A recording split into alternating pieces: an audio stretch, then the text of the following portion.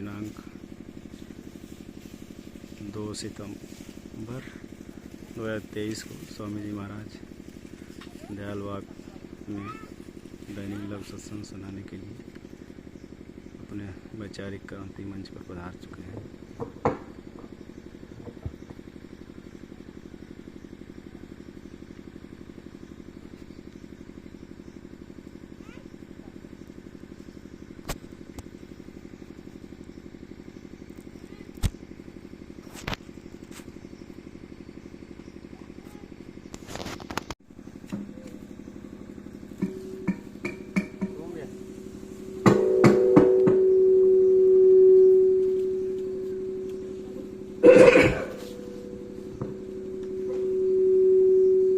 चलो प्रेमी जल्दी आ जाओ, सत्संग का समय हो गया। जब सामने बैठ के सुनोगे एक एक वचन का असर प्रभाव तुम्हारे मन पे पड़ेगा।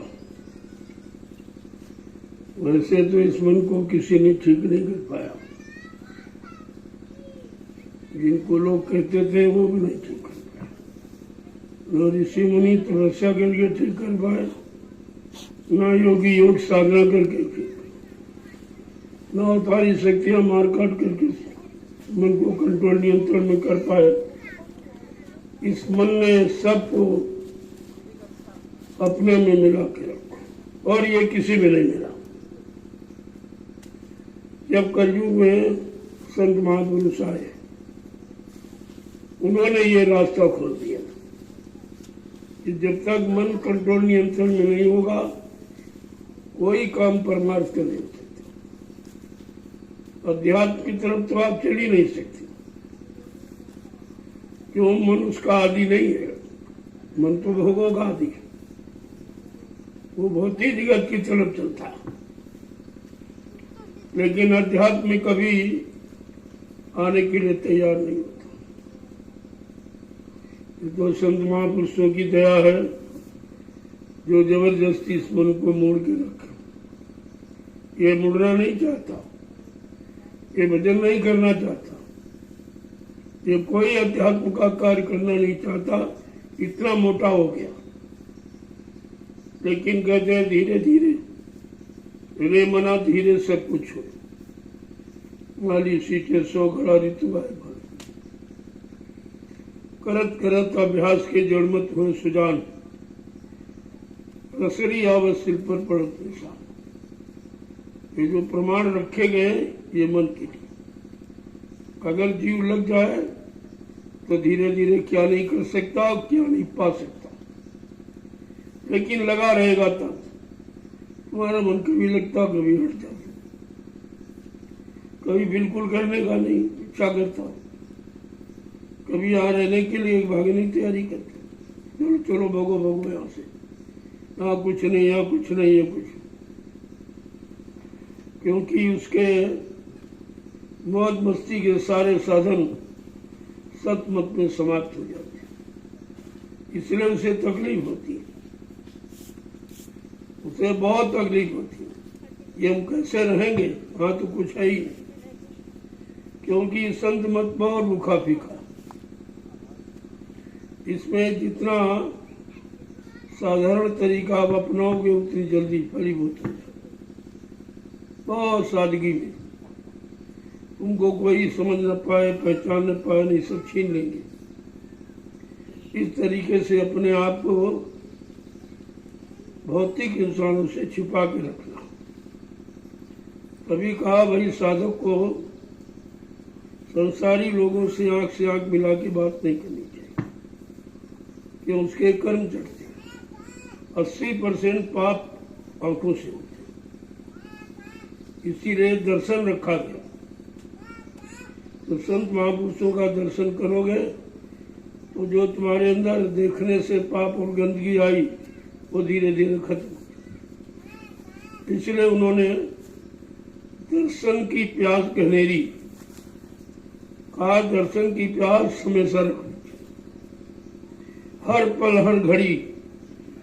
अगर तुम्हारा इसी गुरु के चिंतन में उनके दर्शन में, उनके वचनों को सुनने में अगर आपने लगाना सीख लिया तो ये काम बहुत सरल हो जाएगा। वैसे है तो बहुत कठिन, लेकिन जिसने जान लिया और जिसने मान लिया उसके लिए बहुत सरल, क्योंकि इसमें कुछ बाहर से नहीं करना, आपको कोई तैयारी नहीं करनी क्योंकि भजन की व्यवस्था पहले से बनी, क्योंकि जीवात्मा ने गर्भवास में वादा किया, इसलिए जब बाहर आया तो व्यवस्था लेके आया। लेकिन काल ने अपनी व्यवस्था में उसको लय कर लिया, विलय कर लिया, अपने मिला लिया, बस वहीं से ये भूल गया, भूल चूक वहीं से उसकी प्रारंभ हो गई। अब हमें आपको पहले अपनी भूल चूक मिटानी, बीरज से लोगों से मिलना जुलना बहुत कम जरूरत पड़ी। जब सांसारिक लोगों से मिलना जुलना कर रखोगे तो फिर सांसारिकता चढ़ जाए, फिर वो उतरती नहीं है, क्योंकि ये पुराना नशा मन का, आज का तो है नहीं, 3 युगों से यही नशा उस पर चढ़ा हुआ। अब धीरे धीरे धीरे धीरे आपका उतारा जा रहा है, परमार्थी सेवा करा के, परमार्थी वचन सुना के, परमार्थी रास्ते पर चलकर, जैसे सुमरन ध्यान भजन कहते, ये 3 रास्ते बनाए गए। अगर तीनों रास्तों पर आप चलना सीख जाओ तो तुम्हारी मंजिल बहुत ही सरल हो जाए। इसीलिए नित्य प्रति इन तीनों रास्तों पर चलने की ही बात की जा रही। दूसरा यहाँ कोई संदेश नहीं, खास सत्संग करो और सेवा करो और भजन करो। ये अगर करने में आपने लागू कर लिया तो सरल हो जाए।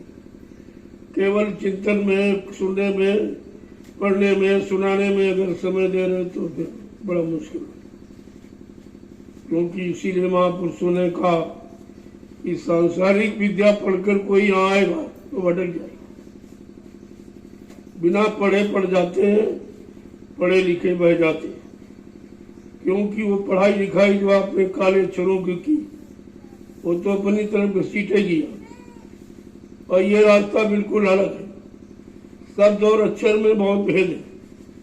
ये शब्द का रास्ता वो अक्षर का, अक्षर वाला अपनी तरफ घसीट के ले जाएगा तो मान सम्मान अहंकार में फंसा देगा, फिर जीव का निकलना मुश्किल हो जाए। इसलिए संतों की रहनी गहनी सीखो, उनकी रहनी गहनी में रहो, तो ये काम आपका बिल्कुल सरल, तुम्हें कुछ करना ही नहीं, केवल उनकी रहनी गहनी सीख लो तो बहुत जल्दी आपका काम हो जाए।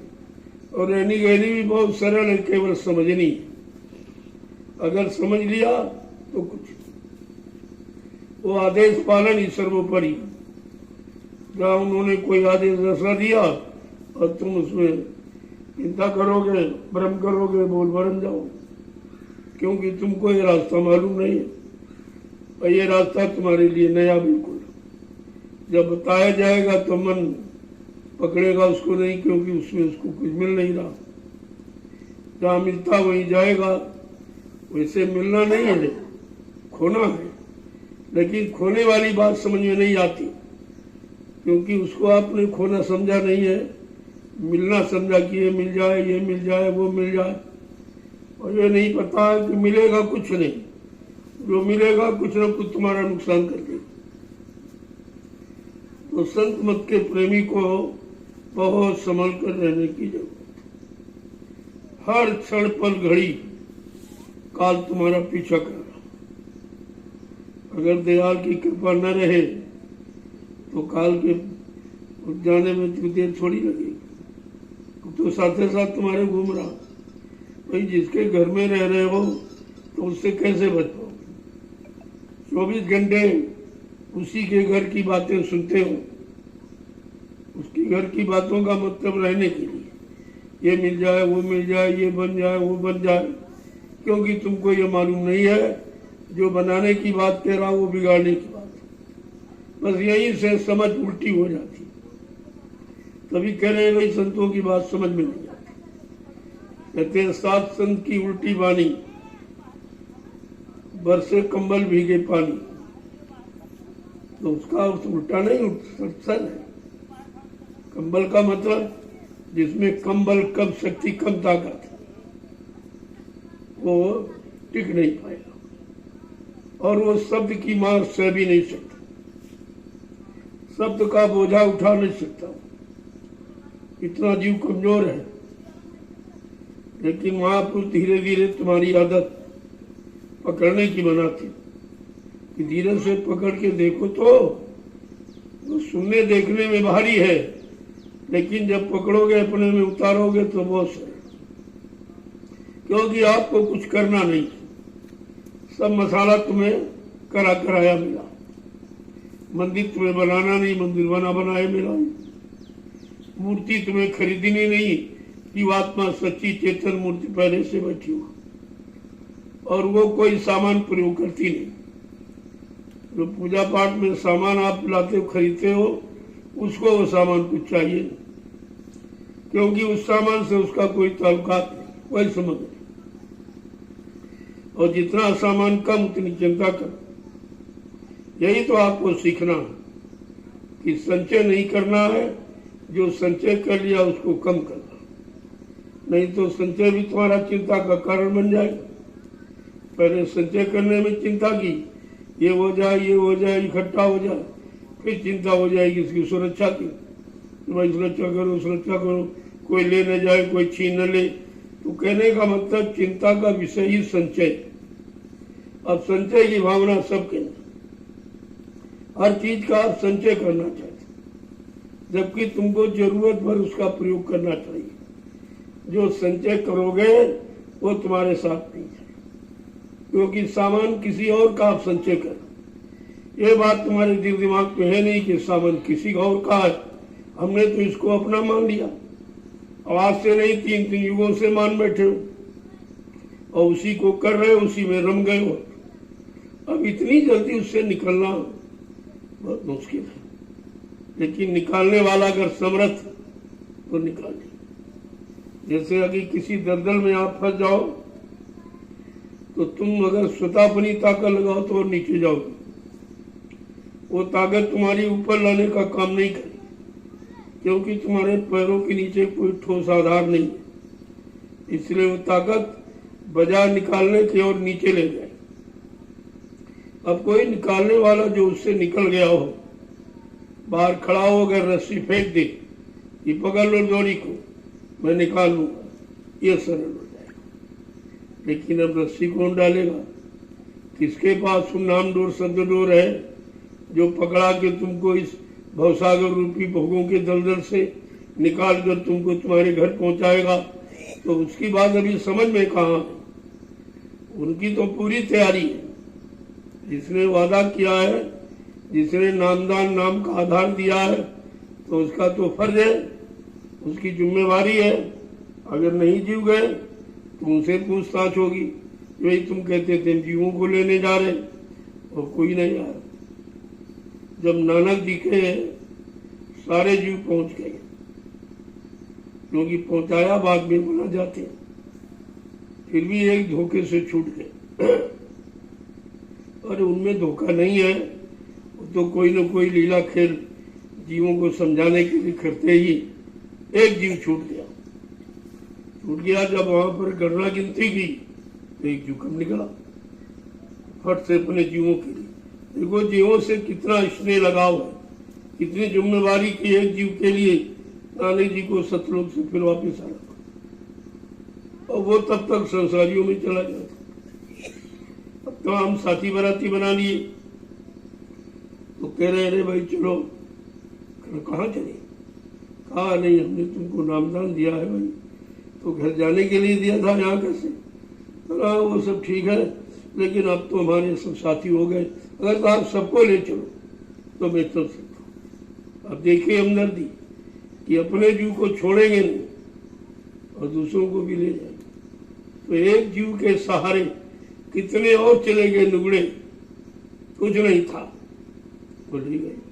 तो अपने जीव को कभी छोड़ते ही नहीं, इतनी उनकी गहरी तगड़ी पड़क नहीं पकड़ है कि कोई छूट ही नहीं सकती। इसीलिए कहा भी हाथों की पकड़ तो छूट सकती, लेकिन अगर शब्द की पकड़ जीवात्मा को सिखा दी वो नहीं छूटेगी। तो आपको शब्द की पकड़ करना, जो हाथों से पकड़ा वो भी झूठा है, जो मन बुद्धि चित्त से पकड़ा वो भी झूठा, जो आंखों से देखकर कानों से सुनकर पकड़ा वो भी झूठा। इस सब से आपको छुटकारा लेना, क्योंकि ये तुम्हारे साथ जाने वाले नहीं, इन्हीं में तुम फंसे हो। ये काल का फंसाने का सामान, जिसको हमने आपने अज्ञानता भूल भ्रम बस हमने सहयोग मान लिया। ये काल हमारा सहयोग कर रहा। हम नंगे केले आए थे, भाई उसने कपड़ा दे दिया, रहने के लिए छां, धूप छां से बचने के लिए मकान दे दिया, झोपड़ी दे दी, और सहयोग के लिए पति पत्नी बाल बच्चे दे दिए, और शरीर के तमाम जो मतलब सामान है वो सब उसने दे दिया। तो बड़े खुश हो गए कि भाई काल ने बड़ी मदद की। और तुम ये नहीं जानते उसने मदद नहीं की, उसने अपने सामान में तुमको फंसा लिया। ये बात संत महापुरुषों ने बताई किसी ने, क्योंकि सब फंस गए, सब जो आया फंस गया, जो आया फंस गया, जो आया फंस गया। और जिनको आपने सर्वश्रेष्ठ माना वो सबसे ज्यादा फंस गए। उनको भगवान कहते हो, वो तो सबसे ज्यादा मान सम्मान में फंस गया था, राजपाट धन दौलत में सब फंस गए। लेकिन विरक्ति किसी के अंदर नहीं थी, बैराग जानते ही नहीं थे, त्याग तपस्या उससे बस के नहीं थी। वो तो गुरु ने आदेश दिया, उस आदेश पर वो चले गए जंगल। लेकिन उनको नहीं मालूम था कि हमको तपस्या के लिए भेजा। अरे भी राजा का बेटा तपस्या कैसे करेगा? तो बिल्कुल उल्टा, राजभोग करने वाला वो तपस्या कैसे करे? लेकिन गुरु जो चाहेगा वो करा लेगा। उसे भी करवा दिया, जंगल में भेजा, और जंगल जैसी व्यवस्था वहां रखी। कहा पैदल जाओ और नंगे पैर जाओ। कांटे और कंकड़ जब तुम्हारे अंदर लगेंगे तब तुमको एहसास होगा ये किस ऋषि मुनियों का ये रास्ता कितना कठिन है, कितना कंट का कीड़ है, कांटे आटे के सिवा कुछ नहीं। तो कहने का मतलब है संतों ने वो रास्ता तुम्हारा खत्म कर दिया। कहा भाई कलयुग का जीव कमजोर है, वो बेहतर तपस्या नहीं कर सकता, वो त्याग और संयम उसके बस का नहीं। लिहाजा कोई सरल तरीका भाई निकालो उसके लिए। तो उन्होंने नाम का आधार निकाला कि अगर ये नाम को पकड़ ले तो उसका काम हो जाएगा। वही नाम पकड़ाने के लिए आए, जो नाम पकड़कर हमारी आपकी जीवात्मा नीचे के मंडलों में आई थी। काल ने क्या किया, होशियारी से तुम्हारा वो नाम का आधार छीन लिया, इसलिए कि अगर ये आधार इसका छीन लो तो ये जा ही नहीं पाएगी। जाएगी तो कैसे जाएगी, और कोई साधन दूसरा है नहीं। तो उसने चालाकी होशियारे में और आपको फंसाने के लिए उसने तुम्हारा आधार नाम का छीन लिया। अब तुम बिना निराधार हो गए तो कैसे जाएगी? तो कितने दिनों से बेचारी फंसी पड़ी, न मौका मिला न कोई आया। जो आए वो भी फंसते गए, जो आए फंसते गए, मक्खी की तरह। एक मक्खी शहद पर खाने गई, बेचारी फंस गई। दूसरी ने देख रही, अरे तो सब खाए ले रही, तो दूसरी आई, वो भी उसी में। ऐसे करके करके सब फंस गए। वही ये जीव की हालत हुई, एक फंसा था और दूसरा आया वो भी फंस गया। जो निकालने आए वो भी फंस गए। ऋषि मुनियों को भेजा गया, जाओ भाई। अब बेचारे उनको खुद ही नहीं मालूम थे निकालेंगे क्या। तो कहा कि चलो, वो जंगल में चले गए बेचारे कि घर गृहस्थी परिवार में नहीं रहेंगे तो हम फंसेंगे नहीं, जंगल में चले गए। लेकिन जंगल भी बचा नहीं पाया, फंसने से मुक्त नहीं कर पाया, जंगल में रह के फंस गए। क्योंकि फंसाने का जाल तो मन है, और मन को भोगों का दाना डाल के फंसाया जाता, तो कर्मों का जाल और भोगों का दाना ये उसने बनाया, इसी में सबको फंसा लिया। अब जो आया सो फंसा, जो आया ये करे सो मैं करूं, ये करे सो मैं करूं, सब इसी में फंस गए। अब कोई निकल नहीं पाए। कहा भाई व्यवस्था बिगड़ गई, चलो इनको भेजो, ये तो सुधार करेंगे। और वो आए बेचारे, सुधार तो नहीं, संहार पहले कर डाला। सुधार नहीं किया, संहार किया। संहार कभी सुधार हो ही नहीं सकता। तो अब ये लोग समझ ही नहीं पाए कि ये संहारक शक्ति की सुधारक शक्ति। हम लोग धोखे में रहे कि भाई ये भगवान है, भगवान है, ये सर्वश्रेष्ठ शक्तिमान है, ये हमारा काम करेगा, लेकिन वो सबसे ज्यादा फंस गया। महापुरुषों ने कहा जरा अपने भगवान की कहानी सुन लो कि स्त्री कारण कीन संग्रामा और बन बन फिरे लक्ष्मण और रामा। केवल अपनी निजी औरत के कारण इतना भारी संहार कर डाला। इसका मतलब इनके अंदर बदले की भावना जाग गई। अपमान ने इनको घेर लिया कि हमारा अपमान हो गया, हमारी नारी का अपहरण हो गया, तो ये सबसे बड़ा अपमान है। तो अपमान ने इनको घेर, अब उसने इतना घेर लिया कि उसी अपमान ने सम्मान को में बदलने के लिए इन्होंने करोड़ों को संघात मार डाला। अरे ये मंदिर ईंट पत्थर वाला गिर गया तो फिर बना लोगे, लेकिन मनुष्य मंदिर अगर ढह गया, गिर गया तो दोबारा नहीं। और सबसे बड़ा जुर्म है मनुष्य हत्या का। मनुष्य हत्या का पाप सबसे बड़ा, और इस समय वही हो रहा। वो तो बेचारे बाहर आ भी नहीं पाते, गर्भ में ही नष्ट कर दिए जाते। उनको संसार में आने का सौभाग्य भी नहीं मिला, न कुछ देखा न सुना, उनकी हत्या कर दी। ये भ्रूण हत्या, ये सबसे बड़ा पाप। और इस समय खुले आम राजा प्रजा सब उसी में एकदम मगन हो गए, और ये हत्याएं शुरू हो गई। अब धीरे धीरे वो हत्या बांझपन का कारण बन गई। आपने गर्भ में बच्चा आया, मार दिया, तो दोबारा तुम्हारे गर्भ में बच्चे नहीं आएगा, तुम्हारे बच्चे ही नहीं होंगे। अब तुम कीमत समझोगे कि बच्चे की कीमत क्या, क्योंकि तो तुमको कोटा मिला था जीव का, वो तो तुमने गर्भपात में खत्म कर दिया।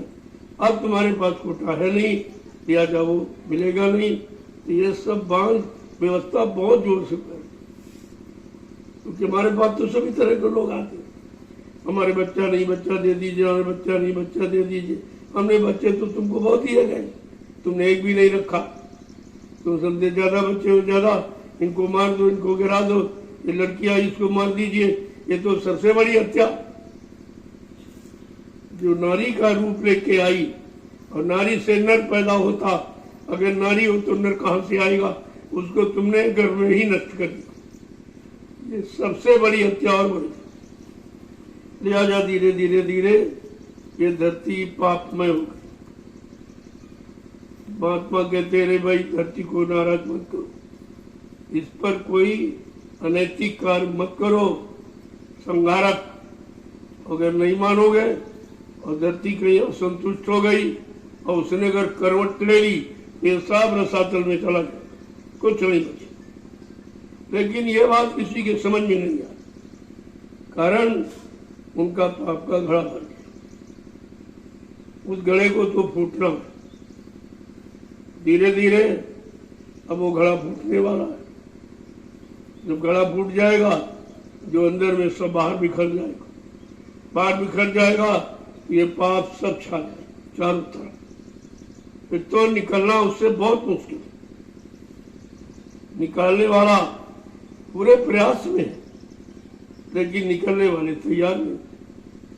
तो जबरदस्ती कितने को निकाला जाए, फिर भी तमाम को निकाला गया और निकाला जा रहा है जबरदस्ती।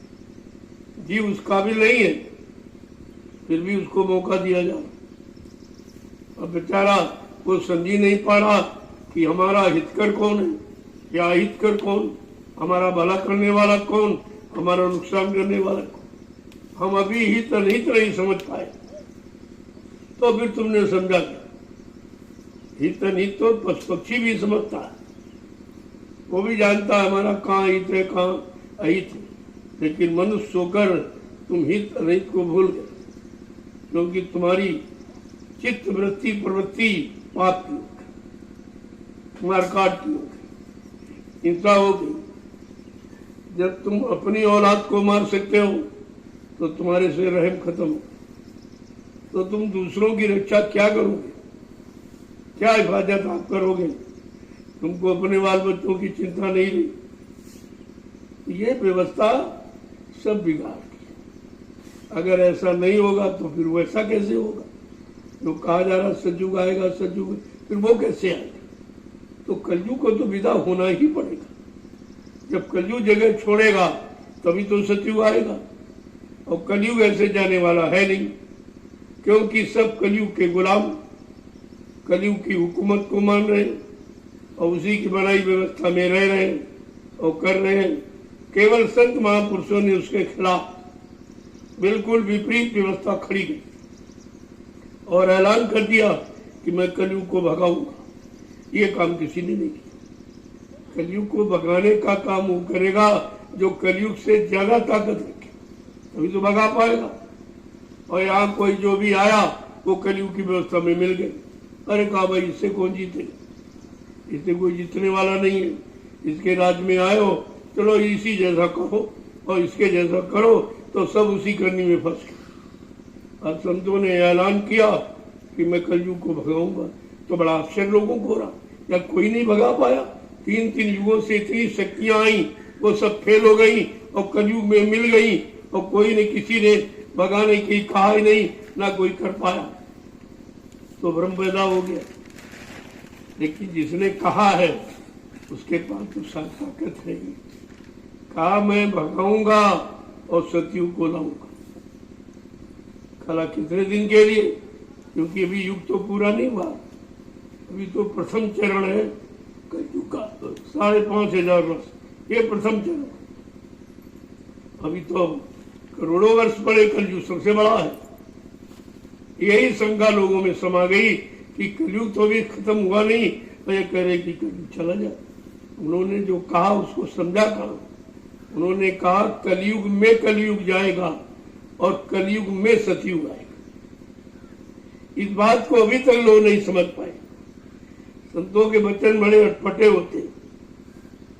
कलयुग में कलयुग जाने का मतलब ये कलयुग कलयुगी लोगों जो कलयुगी विचारधारा कर्म करते हैं, खान पान करते हैं, उनको समेट के ले जाए, और जो बचे हैं वो सतयुग में आ जाए।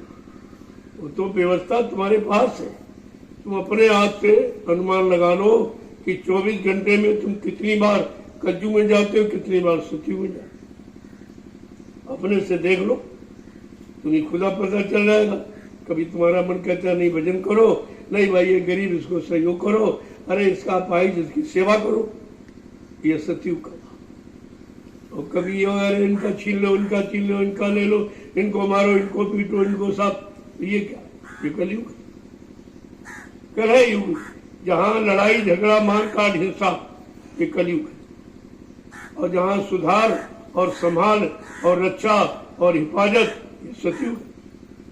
पहले तो अभी लोग कलयुग सतयुग को समझ ही नहीं पाए, और कितने दिनों से प्रचार हो। कहा भाई इनकी याददाश्त कमजोर है, चलो जाओ तुम पेड़ों पर दीवारों पर लिख सको। तो सारे देश में दिखा दिया, सारे देश की दीवारें और पेड़ सब बोल रहे हैं जय गुरुदेव। यही उद्देश्य था कि एक दिन ये पेड़, दीवार, पत्थर, ये पहाड़ सब बोलेंगे, आप कहीं चले जाइए सब। अब तो खैर वो समय खत्म हो गया है। जब शुरू में प्रचार कार्य शुरू हुआ था तो सर्वप्रथम दीवारों पर, पेड़ों पर और पुलियों पर और मतलब यानी पहाड़ों पर सब लिखवा दिया कि तुमको याद कराने के लिए जहां से निकलोगे फट से याद आएगा, अरे भाई यहाँ भी जय गुरुदेव लिखा, यहाँ भी लिखा कलयुग जाएगा सब। पहले इतना था जय गुरुदेव कलयुग जाएगा सब, क्योंकि वाणी महापुरुष की जन जन की जबान पर जब जय गुरुदेव नाम आए, सच्ची स्वतंत्रता का मानो तब आनंद उठाए। सच्ची आजादी का लाभ कोई नहीं दे सकता जब प्रभु नाम का उच्चारण सब लोग करेंगे और सब उसको याद करेंगे तो सुख शांति आ जाएगी। वो भी बात अभी लोगों अभी तक नहीं समझ पाए कि भाई लिखवाया क्यों गया। पूछा गया, पत्रकारों ने, मीडिया ने पूछा कि आप दीवार पे लो, कहा तुम्हारी याददाश्त कमजोर है इसलिए। अगर याददाश्त अच्छी होती तो क्यों नहीं करते। ये जड़ तुमको चेतन का संदेश देंगे, लेकिन तुम चेतन होकर चेतन का संदेश नहीं समझ पा रहे। मतलब इसका ये हुआ, कहा ये दीवारें बोलेंगी जय गुरुदेव, पहाड़ बोलेंगे जय गुरुदेव, पेड़ बोलेंगे जय गुरुदेव, लेकिन तुम नहीं बोल पाओगे। तो ये तुम्हें हर पली घड़ी याद बनी रहे, इसलिए ये अभियान चलाया गया था। लिखाई का, पंपलेट, पर्चों का, जगह जगह मीटिंग करने का, संदेश सुनाने। ये तो समय काफी निकल गया और नहीं समझ में आया। अभी पूर्ण रूप से कोई नहीं समझ। जब तक पूर्ण समर्पित भाव तुम्हारे नहीं बनेंगे, तब तक पूर्ण जानकारी आपको नहीं। किसी की जानकारी पाने के लिए पूर्ण समर्पित होना अनिवार्य है। जब समर्पित हो जाओगे तो कोई चीज उसकी तुम्हारे से अलग नहीं। तुम उसमें हो गए, वो तुम्हारे में हो गए। इसको कहते हैं पूर्ण ज्ञान, जो एक दूसरे में लय हो जाए, वो चीज समाप्त हो जाती, लेकिन गुण नहीं खत्म होता। जैसे चीनी को अगर पानी में घोल दो तो चीनी का आकार तो खत्म हो गया, लेकिन गुण मिठास बनी, उसे आप नहीं हटा सकते। यानी गुण को आप खत्म नहीं कर सकते, कहने का मतलब। और जब उस पानी को जला दीजिए फिर चूनी निकल आए, वो तो उसमें लय हो गई। ऐसे तुम्हारा मन ये भोगों में लय हो गया, अगर उससे निकल आवे तो तुम्हारे पास खड़ा। क्या नहीं है इस मनुष्य मंदिर में, क्या नहीं, और इस मनुष्य मंदिर से क्या नहीं पाया जा सकता। लेकिन मनुष्य मंदिर के जानकार मिलने चाहिए, जिन्होंने इसको जाना है। उन्होंने शरीर को भी जाना और शरीर को चेतन रूप देने वाली जीवात्मा को भी जाना। उनके पास दोनों जानकारी। और यहाँ भौतिक जगत में शरीर की भी जानकारी। इन्हीं शरीरों में तो सब फंसे पड़े हैं। और कहा जो शाकाहार का प्रचार बताया गया, अभी शाकाहारी कहाँ हो पाया। वो तो मोटा मोटा मुर्दा मांस समझ खाना, मुर्दा मांस तो उसको तुम छोड़ दे, लेकिन जिंदा मांस नहीं छोड़ सकते। ये लगाओ एक दूसरे का तो जिंदा ही मांस दो, शरीर का लगाओ। कहने का मतलब है कि संतों के मुख की निकली बात इतनी जल्दी आप नहीं समझ सकते कि उनकी बात का अर्थ दोनों तरफ होता, इधर भी होता उधर भी होता। वो दोनों तरफ का संदेश अपनी भाषा में देती। और तुमको अभी इधर का ही ज्ञान नहीं पूरा, अगर पूरा हो जाए तो फंसे क्यों? पूरे करने के लिए तो फंसे हो। अभी संतुष्टि नहीं हो पाई तभी फंसे हो, और फंसने से संतुष्टि थोड़ी हो जाएगी। वो तो जब निकल आओगे तब संतुष्टि हो। निकलने का नाम संतुष्टि है और फंसने का नाम दुख है। और दुख और संतुष्टि में कितना अंतर। तो ये सब चीजें बगैर सत्संग के तो किसी के कान तो पहुंचा ही नहीं जा सकती। ये सत्संग इसीलिए महापुरुषों ने कलयुग में जारी किया कि उनको आपको फंसाना नहीं। अगर फंसाते तो कथा कहानी में लगा देते। वो राजा ऐसा था, वो रानी ऐसी थी, उनका इतना बड़ा राज तो, उनके इतनी बड़ी फौज थी, ये सब यही सुनाते आप। लेकिन इससे तुम्हारा काम क्या हो? वो राजा थे, तुम तो राजा नहीं हो, तुम तो भिखारी हो गए। तो भिखारी राजा का इतिहास पढ़ेगा, पढ़ के क्या करेगा? वो क्या करेगा? अरे भाई राजा होगा, लेकिन हम तो राजा है, हमको क्या राजा बना दे तो हम उसकी बात मान लेंगे। और ये कर नहीं सकता, अपने समान नहीं बनाएगा। ये ईर्षा लोगों में घुसी हुई कि अपने समान तुमको बनने ही नहीं थे। यही तो ईर्षा जलन है। ये भी जान जाएगा, ये भी बन जाएगा, फिर हमारी महिमा कम हो जाएगी, हमारी मतलब हमारा सम्मान इज्जत कम हो जाएगी। उसको ये नहीं मालूम तुम्हारा ज्यादा हो जाएगा। जिस संत महापुरुषों ने करोड़ों जीवों को जगा दिया, अपनी युक्ति देखे। सब लोग अपना अपना ज्ञान युक्ति छिपाते, लेकिन वो खोल के रखते कि सब लोग सुमरन करो, सब लोग ध्यान भजन करो, सबका कल्याण हो जाए, सारी जीवात्माएं घर पहुंचाए। उनके उनका ये, और तुम्हारे यहाँ ईर्षा जलन बैठी, कह रहे नहीं बताना मत, इसको ये भी जान जाएगी। यही तो सबसे बड़ा रोग है।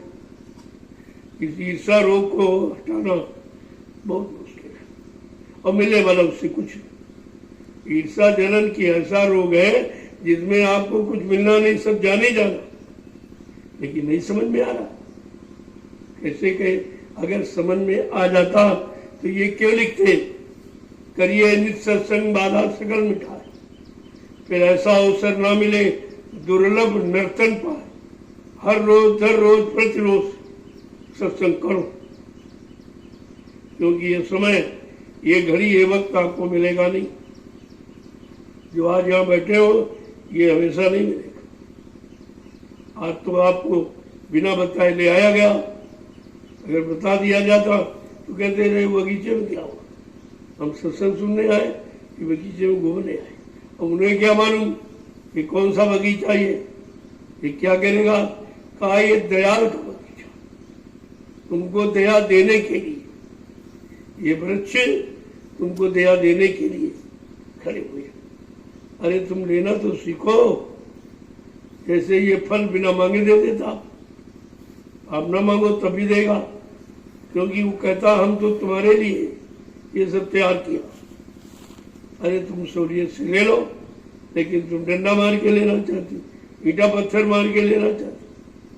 पर्वत तो यही है, हर जगह जो मिलना है वो लेने वालों में भाव सही नहीं। किस भाव से लेना चाहिए, कैसे हमें मिल जाएगा, भाई जबरदस्ती छीना झपटी से तो आप ले भी नहीं पाओगे, और ले हुए तो उसकी कीमत नहीं समझ पाओगे। इसका मतलब क्या, जब आपको सत्संग में अर्थ और मतलब सब समझ जाओगे तब लेना न लेना बराबर है।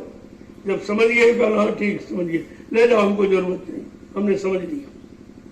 जहां ना समझी वही संचय, संचय वही करते हैं जिनको यानी संतुष्टि नहीं हुई। एक रखा, दो रखा, तीन रखा, चार, संतुष्टि नहीं। तो ऐसे तो करोड़ों मिल जाए तभी संतुष्टि नहीं, और बिना संतुष्टि के कुछ होने वाला नहीं। आप अपने आप में ब्रेक यानी रुकावट तब लगाओगे जब संतुष्टि हो। अगर संतुष्टि नहीं है तो आप रुकावट नहीं डाल सकते।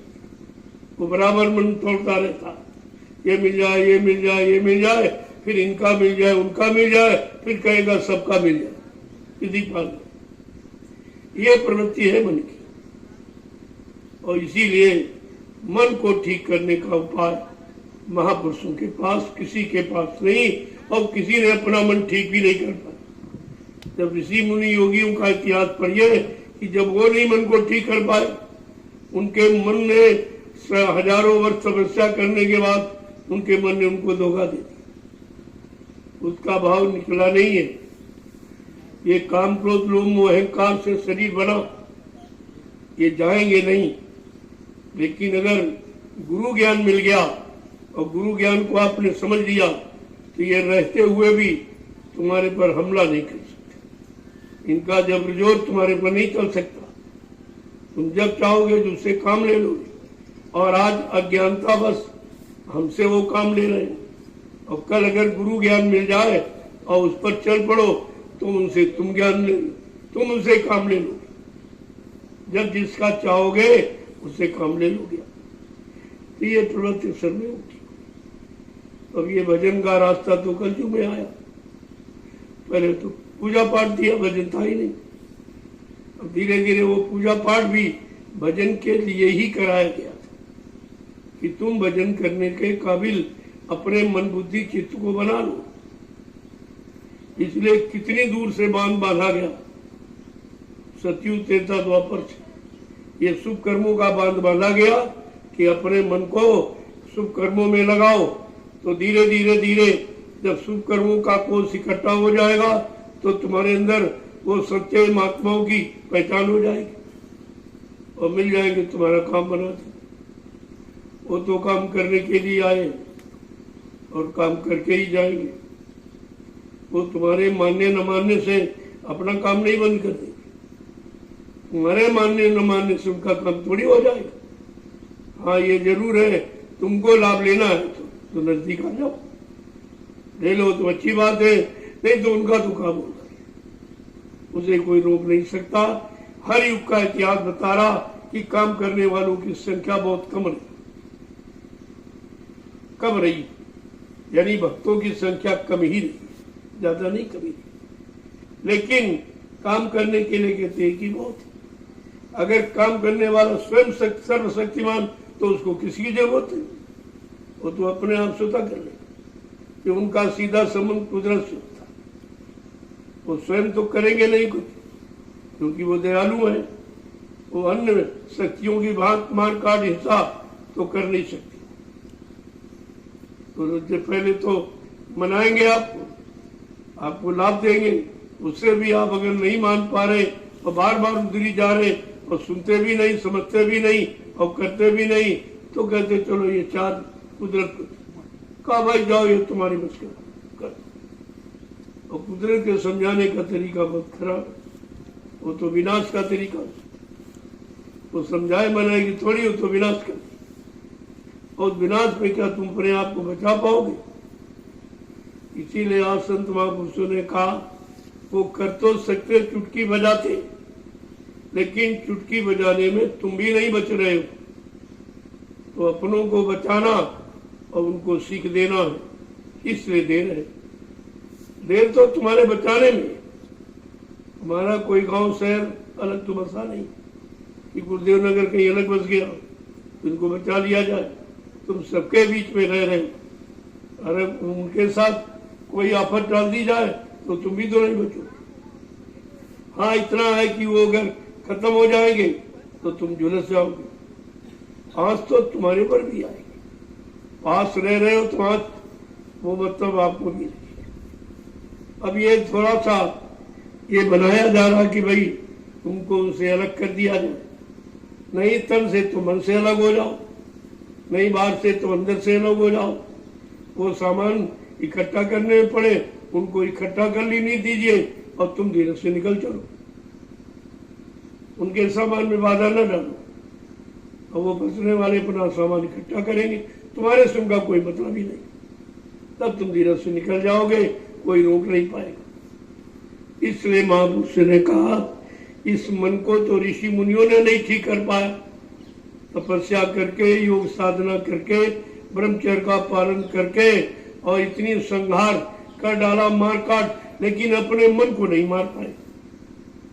देखो कितना विचित्र, सारा संहार हो गया, सब मर गए, लेकिन उनका मन नहीं मारा, अपने मन को भी नहीं मार पाए। लोगों को तो मारा लेकिन अपने मन को नहीं मारा। और संत महापुरुष कहते जिन्होंने मार मन डाला उनको सूरवीर कहना, तो ये मन को तो मारे नहीं और लोगों को मार डाला, कहते बहुत वीर थे। लेकिन सत मत में ये वीरता कायरता या हिंसक में मारी जाती, ये वीरता नहीं। सच्चा सूरवीर वो है जो अपने मन को मार दिया। यही तुम्हारा दुश्मन तुम्हारे अंदर बैठा हुआ, यही पाप और पुण्य तरह तरह के गंदे कामों की सलाह देता है और तुम शुरू से इसकी सलाह मानते रहे। अब उसने तुमको अपना बना लिया, अपना गुलाम दास बना लिया और तुमको अपने इशारे पे चला रहा। जब जैसी इच्छा हुई वो भी कर, भोग की इच्छा हुई तो भोगों में लगा दिया, क्रोध की इच्छा हुई तो क्रोध पे, लोभ मोह अहंकार की इच्छा हुई तो लोभ मोह अहंकार में आंख को लगा दिया, और तुम उसी की गुलामी करते करते आज ये 3 युग निकल गए और चौथे में भी 5000 वर्ष उसमें भी चले गए। अभी सुधार की कोई बात नहीं है, सुधार की चर्चा की जा रही, लेकिन सुधार संहार नहीं होगा। वो सुधार की नीति कलयुग में नहीं अपनाई जाए। संत महापुरुष दयाल देर से आते हैं, उनके यहाँ उनमें दयाल पावर है, काल पावर नहीं है, इसलिए वो मार काट हिंसा नहीं करेंगे, किसी को मानित नहीं करेंगे और सबको सच्ची सुख शांति देकर और प्रभु का भजन करा के और सारी जीवात्माओं को घर पहुंचा देंगे। प्रेमियों, देर इसलिए देर है हमारे आपके सुधरने और संभलने में। अगर हम सुधर जाए, समझ जाए तो उनके यहाँ कहाँ दे। वो तो कहते हैं ये चुटकी बजाते काम कर दूंगा, चुटकी बजाते, यानी इतना सरल इतनी बड़ी युक्ति उनके पास कि जो काम लोग तपस्या करके पूजा पाठ करके और ये खर्च करके कुछ नहीं कर पाए, महापुरुष कहते हम तो ये काम चुटकी में जाती। इसका मतलब कितना बड़ा पावर लेके आए, और वो भी कलयुग में जो सबसे खराब। यहाँ कोई अच्छी चर्चा कहीं नहीं हुई, न राजा न प्रजा, ये दोनों अच्छी चर्चा से अलग हो। दोनों यानी धर्म की विशुद्ध चर्चा से बिल्कुल अलग, कुछ नहीं मालूम। ये तो पाखंड जो ऊपर में धर्म धर्म धर्म खाली कह रहे मन पर नहीं उतार सकते। उनका मन तो और भोगी है। यही तो सबसे बड़ा यानी नर्क में जाने का सबसे बड़ा रास्ता है, राजभोग। तब से राज तपस्या किया तो राजा बना दिए गए, और भोग करोगे तो नर्क में चले जाओ। ये तो नर्क में जाने का सीधा रास्ता है। इसलिए संत महापुरुषों ने अपने जीवों को राजा नहीं बनाया, भिखारी बनाया। बिल्कुल मतलब यानी कुछ नहीं। जब कुछ नहीं रहेगा तो ये चिंता क्या थी? चिंता तो तुम्हारे पास सामान इकट्ठा किया उसकी चिंता करती। तुमने सामान नहीं इकट्ठा किया, तुमने चिंता का सामान इकट्ठा किया। अब उसी की चिंता करते हो, ये बिगड़ न जाए, ये खराब ना हो जाए, कोई चुरा न ले जाए, कोई छीन न ले, इसकी चिंता में पड़े। और ना ये संचय करते न ये चिंता व्याप्ति आप। तो चिंता जो व्याप रही है उसके कारण आप ही है। आपने ऐसा सामान क्यों इकट्ठा किया? और सामान जाएगा नहीं। संत महापुरुषों ने यही बताया कि ये तुम्हारा जो इकट्ठा तो करो लेकिन तुम्हारे साथ नहीं जाए। तो इससे काम बना लो। अगर काम में लगा लो तो आप बुद्धिमान हो गए कि काम भी हो गया, जाएगा तो इसे भी नहीं। जाने के पहले मुझसे काम ले ले, परमात्मा में लगा ले, तो वो बुद्धिमान है जो अपने धन को मतलब यानी शक्ति को वो परमात्मा में खर्च करते हैं। उनका साथ चला जाता। बाकी किसी को दे दोगे वो भी नहीं ले जाएगा, वो भी यहीं छोड़ के जाएगा। तो तुमको रास्ता वो बनाना चाहिए जिससे हमारा परमार्थ बन जाए। और यहाँ परमार्थ बनाने वाला कोई नहीं। ये तो धन दौलत जिसको तो वही ले लेगा, लेकिन परमार्थ में थोड़ी लगाएगा। उसको मालूम नहीं परमार्थ क्या। तो यही चीज तो समझदारी के लिए सत्संग की आवश्यकता। बिना सत्संग के कुछ नहीं। अब ये नाम जब तपस्या करके नहीं ठीक हुआ, योग साधना करके नहीं ठीक हुआ, ब्रह्मचर्य व्रत का पालन करके नहीं ठीक हुआ, और शक्ति इतनी बड़ी शक्ति लेके आए, सबको मार डाला, लेकिन मन नहीं मार पाए, उसको नहीं ठीक कर पाए। लेकिन महापुरुषों ने बहुत सीधा सरल रास्ता मन को ठीक करने के लिए बताया। जरा सुन लीजिए तो बच्चे। जय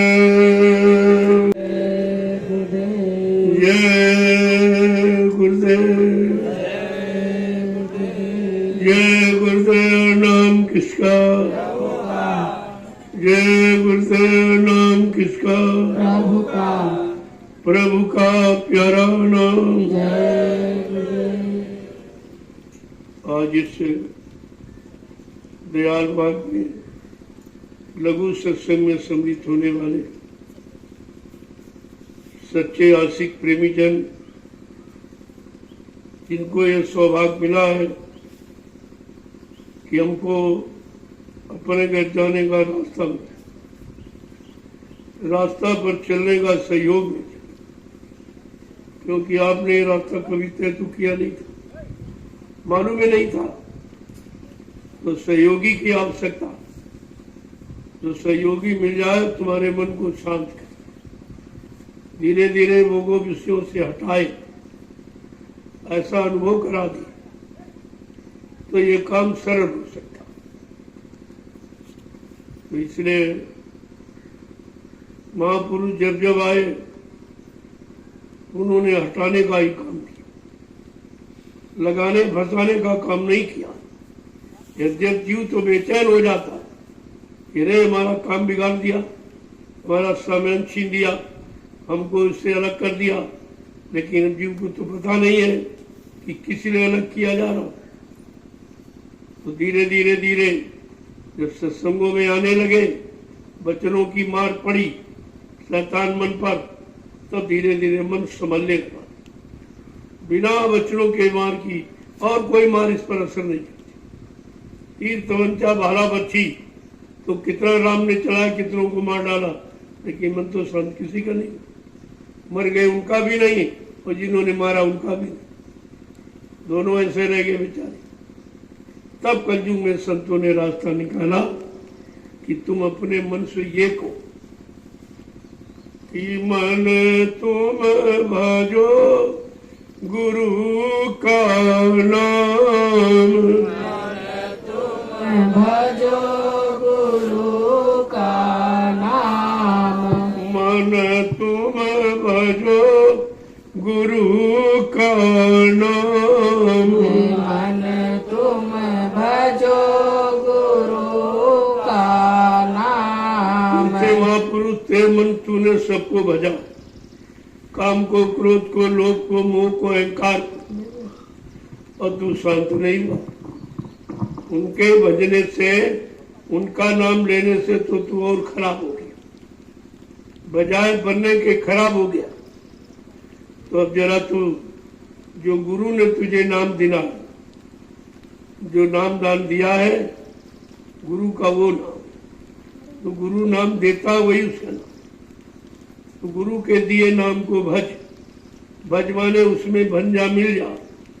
जब वो नाम तुम्हारे में लय हो जाएगा, तुम नाम में लय हो जाओगे, तब फिर नाम से अलग मन कभी नहीं जा सकता। ये काम हमें आपको करना। आगे क्या कह रहे हैं कि दया मेहर से नर तन पायो, दया मेहर से नर तन पायो, दया मेहर से नर तन पायो, दया मेहर से नर तन पायो, मत करना अभिमान, मत करना अभिमान, मन तुम भजो गुरु का नाम, मन तुम भजो गुरु का कहते हैं ये अहंकार मत करना कि हमको मिल गया फिर मिल जाएगा मनुष्य का, ये दोबारा नहीं मिलेगा। इसलिए मिला है तो इसी में काम बनाओ। तो कहते क्या कि दया मेहर से हम लोग इस शरीर के पाने के लायक नहीं थे, लेकिन उन्होंने अपनी दया मेहर से ये नर्तन शरीर आपको दे दिया कि जाओ अब की बार इससे अपनी जीवात्मा का कल्याण करो, नहीं फिर नहीं मिलेगा। ये भोग तो आपने बहुत भोगी, जिन जिन योनियों शरीरों में गए भोग भोगते रहे, पता नहीं कितने बच्चे आपने पैदा किए, तुम किसके माँ बाप बने, कौन तुम्हारा माँ बाप बना, ये तो सिलसिला बहुत पुराना। अब आपको केवल नाम को भजना, सबके सबको भज के देखा और आपका नुकसान हुआ, लेकिन नाम को भजो, वो नाम जो गुरु ने जगाया दिया, उनके द्वारा दिए नाम को भज, उससे तेरा काम होगा।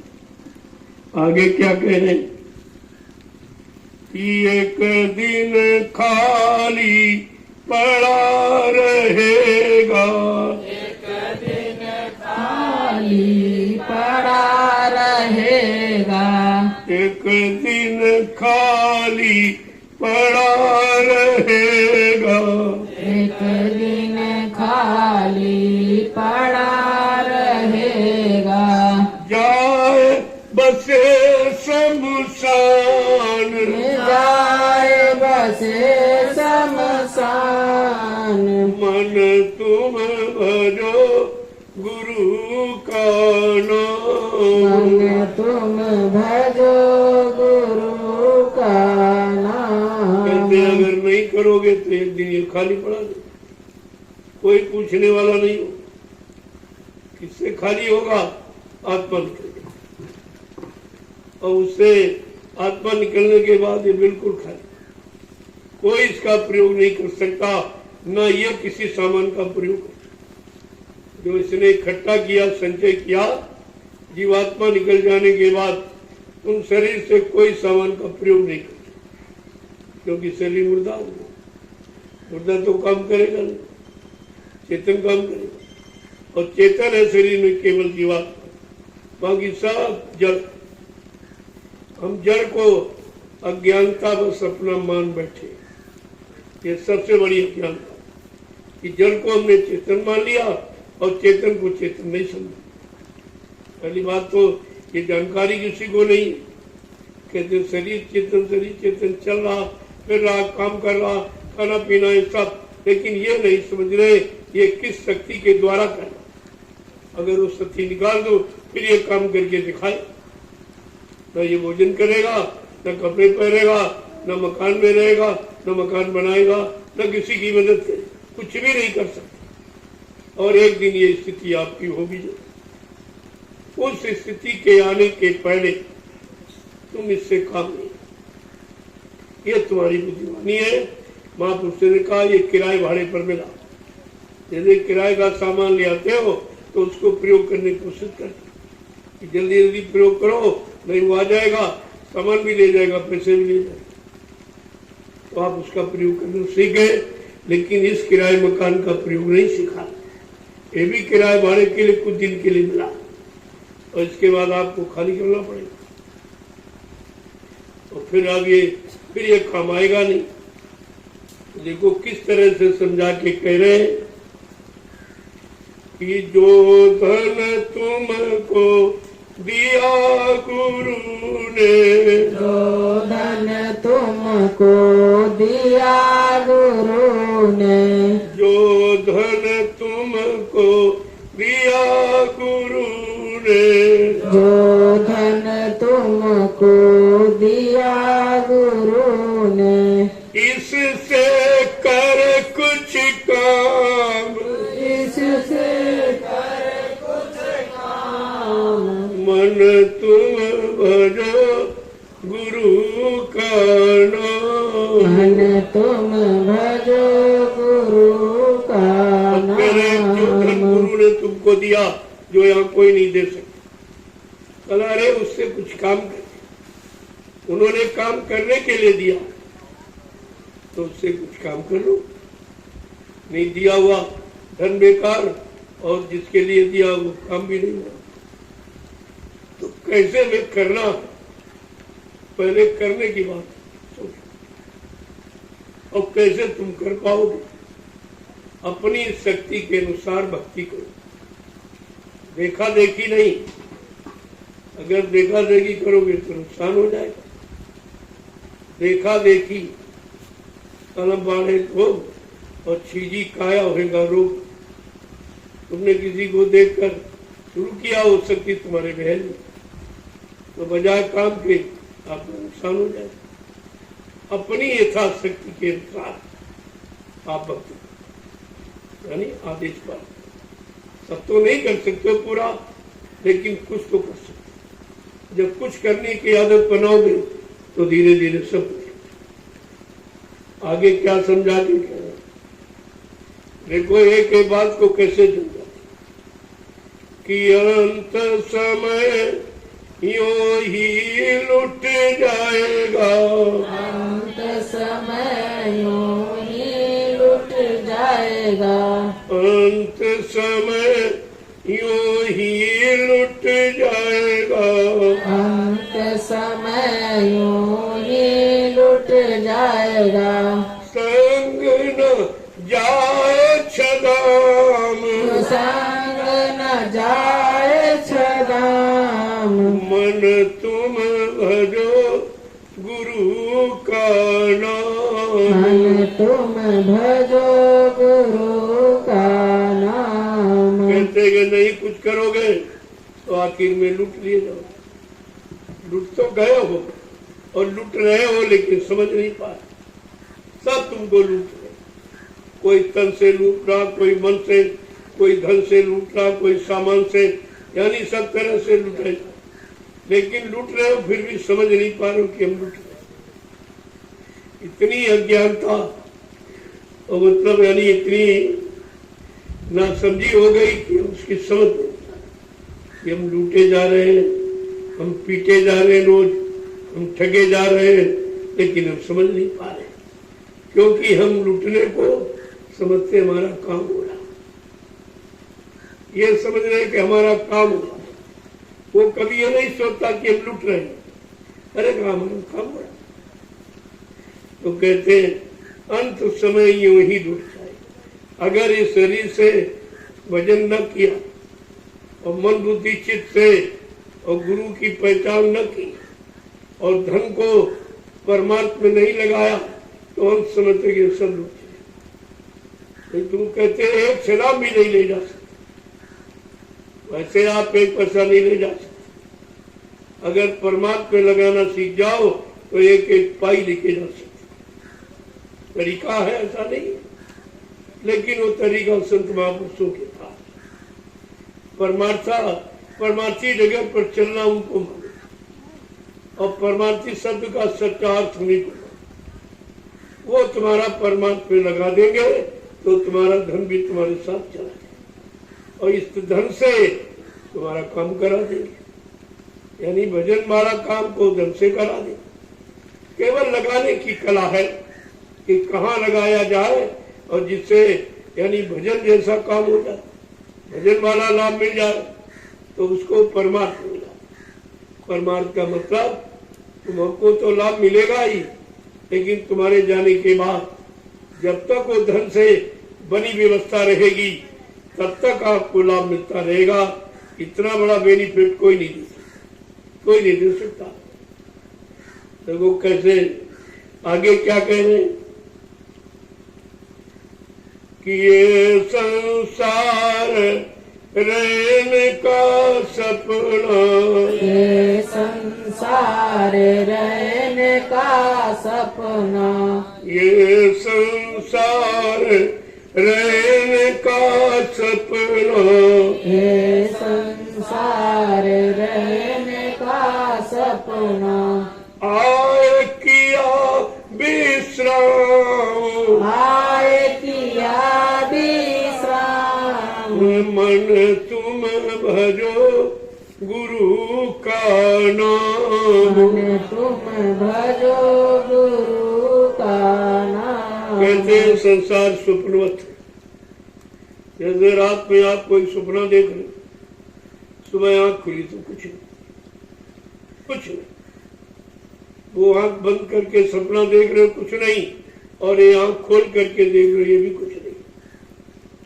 अगर लगाना करना सीख जाओ तब तो ठीक है, अन्यथा बड़े बड़े राजे महाराजे खाली हाथ चले गए, वहां नरकों में पड़े, वो यमराजा की जूतियों की मार खा रहे, कोई बचाने वाला नहीं।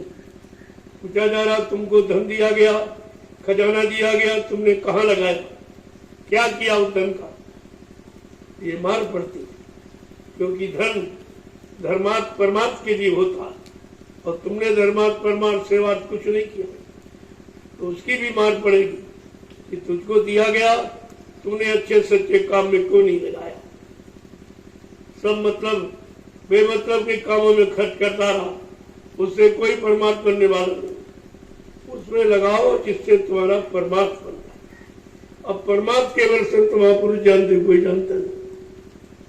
उन्हें मालूम है कि परमार्थ किसे कहते हैं। और परमार्थी जगह पर अगर तुमको चला दिया और तुम्हारा धन और तन और मन ये सब लगा दिया, बस आप सार्थक हो गए। यही मुक्ति है, मुक्ति पा जाओ। मुक्ति का मतलब काल की बेड़ियों से मुक्त हो जाओ। फिर आपको काल की नगरी में न पैदा होना है, न मरना है, न बसना है, न लेना देना कुछ। कितना बड़ा काम होना है और इसी मानो शरीर से और आज तक आप शरीर को नहीं समझ पा रहे, ना आप अच्छे काम में लगा पा रहे, वही पुरानी आदत, उसी में फंसे पड़े हुए। आगे क्या कह रहे हैं कि चार दिनों के सब साथी हैं, चार दिनों के सब साथी हैं, चार दिनों दिनों के सब साथी हैं। 4 दिनों के सब साथी हैं। अंत न आवे काम, अंत न आवे काम। मन तुम भजो गुरु का नाम। मन तुम भजो गुरु का नाम। कहते 4 दिन के साथ। 4 दिन कौन है? और 4 अवस्थाएं आपकी। ये 4 दिन बचपन है, किशोरावस्था है, जवानी है और बुढ़ापा है। बस ये 4 दिन के आपके साथ। 4 दिन में जीवन खत्म हो जाए और फिर आपको मिलेगा नहीं दोबारा। तो फिर ये काम अगर छूट गया मानो तुमका, तो दोबारा आपको नहीं मिलेगा। और इस काम के सिवा कोई काम ऐसा नहीं जिससे तुम काल माया के देश से मुक्ति पाए। तो क्या कह रहे हैं कि ताते चेत करो सत्संगत। तासे चेत करो सत्संगत। ताते चेत करो सत्संगत। ताते चेत करो सत्संगत। भजन करो आठोयाम। भजन करो आठोयाम। मन तुम भजो गुरु का नाम। मन तुम भजो गुरु का नाम। इससे चेत कर जाकर समझ कर तो अब भी चेता, क्योंकि और किसी शरीर में जाकर चेतना नहीं होगी, जागना नहीं होगा। वो तो भोग की योनियां है, भोग में फंस गए तो न जाग पाओगे न चेत पाओगे, न अपनी जीवात्मा का भला कर पाओगे। वो तो 83,99,999 शरीर योनियां भोग की, वहां भोगों के सिवा कुछ। और ये योनि तुम्हें भोगों से अलग करके नाम योग करने की। लेकिन पुरानी मन की आदत भोगों की, तो ये शरीर मिला फिर भी इसको भी अपने भोगों में लगा दिया। अब ये अवसर मिला है जो संतों ने आपको नाम योग साधना का रास्ता है कि बचे हुए समय में, क्योंकि तुमने सारा समय तो गंवा दिया, चलो जो बचा है उसी में तुम्हारा काम हो जाए। तो वो काम करने वाला कितना इच्छुक है, कितना संतुष्ट है तुम्हारे से। अरे कहा भाई जो गए सो गए, जो गया उसको भूल जाओ, जो बचा है समय उसको लगा दो, तो उसी में तुम्हारा काम हो जाए।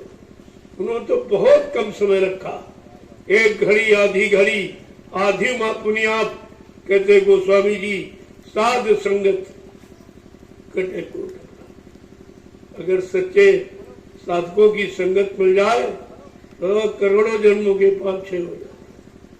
इतना बड़ा लाभ है साथ से मिलने का। कहते साध गुरु में भेद नहीं, साध लखावे गुरु, गुरु लखावे साध। और साध गुरु में भेद नहीं, उनमें कोई भेद नहीं, क्योंकि वो साधक केवल गुरु की चर्चा करता, गुरु की तरफ आपको मोड़ता ले जाता और गुरु में के बताए रास्ते पर आपको चलाकर और गुरु धाम पहुंचा देता। सारा काम आपका है। आगे क्या कह रहे समझा कि यही भजन तेरे संग चलेगा। यही भजन तेरे संग चलेगा। यही भजन तेरे संग चलेगा। यही भजन तेरे संग चलेगा। पाएगा राम, पावेगा राम। मन तुम भजो गुरु का नाम। मन तुम भजो गुरु का नाम। कहते उससे चेत के जाग के होश में तो सत्संग कर, तो सत्य का संग कराए, सच्चित आनंद दिलाए और सतलोक सचखंड पहुंचाए। का वो वो काम कर, और इसी से तेरी जीवात्मा को विश्राम शांति मिली, क्योंकि जीवात्मा कोई रात पाट भोगती नहीं, धन दौलत तो रखती नहीं, न चाहती, ये खाना पीना तो वो खाती नहीं, भोग कोई भोगती नहीं। इसलिए उसको कहा गया ये निर्मल पाक सा पवित्र, लेकिन मन का साथ करने के कारण वो दोष, देखो संग का कितना बड़ा दोष होता। जो जीवात्मा अजर अमर अविनाशी, मन के साथ रहने के कारण उस पर दोष लग गया, जबकि काल का कोई सामान का उस पर असर नहीं होता, क्योंकि वो इस्तेमाल करती नहीं। तो फिर ये मन का दोष कैसे लग गया? कहा मन के साथ रहने के कारण दोष लग गया। अब वो मन जैसे जैसे कर्म कर रहा, गंदे खराब पाप, उन्हीं शरीरों में उसको जन्म मिल रहा। अब जीवात्मा ने चूंकि वादा किया कि जब तक तुमको साथ में लेकर हम घर नहीं पहुंचा देंगे, तब तक हम तुम्हारा साथ नहीं छोड़ेंगे, चाहे जितनी मुसीबत आपत्ति कुछ भी मिले, क्योंकि जब वो यहाँ का सामान नहीं प्रयोग करती, मन का सामान भोगों का, जीवात्मा का सामान सदयोग का, बिल्कुल विपरीत है। लेकिन ये साथ कैसे हो गया?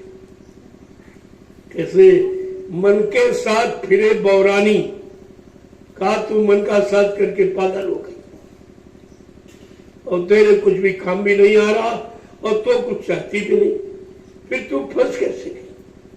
और एक दिन नहीं, 3-3 युग लग अभी तक पहुंच नहीं पाई। अब जहां के लोग आए जानकार, जहां की बात जानकारी दी और वो किया, तो वहां तक उन्होंने पहुंचा दिया, क्योंकि वो भी आगे नहीं जा सकते, तो तुमको कैसे पहुंचाएंगे? ये जो नाम जिस मंडल मुकाम से आता है, वो नाम उसी तक जीवात्मा को पहुंचा सकता। तो कोई ब्रह्मलोक से आया, कोई विष्णु लोक से आया नाम, कोई शिवलोक से, कोई साकेत लोक से, कोई गोलोक से आया, बस वहीं तक केवल सीमाएं। इसके आगे ये खुद नहीं जाए तो तुम्हें कैसे पहुंचाए? तब कहा कि सतलोक से, सचखंड से, अनामी धाम से मालिक को आना पड़ा कि चलो ऐसे तो ये कभी नहीं जा पाएगी, बहुत ज्यादा संतों की बात मानी तो सतलोक तो पहुंच गए, लेकिन आगे अलग है, अगम है और अनाम सबका, सारी जीवात्माओं को सुखों का यह धाम घर अनामी धाम। जब तक वहां से कोई नहीं आएगा, उधर से इधर, और यहाँ जीवात्मा को जगा करके वहां नहीं पहुंचाएगा, तब तक कोई जीवात्मा नहीं जा सकती। सब बेचारी फंसी पड़ी। तो अब की बार ये अवसर मिला, इसका लाभ उठा।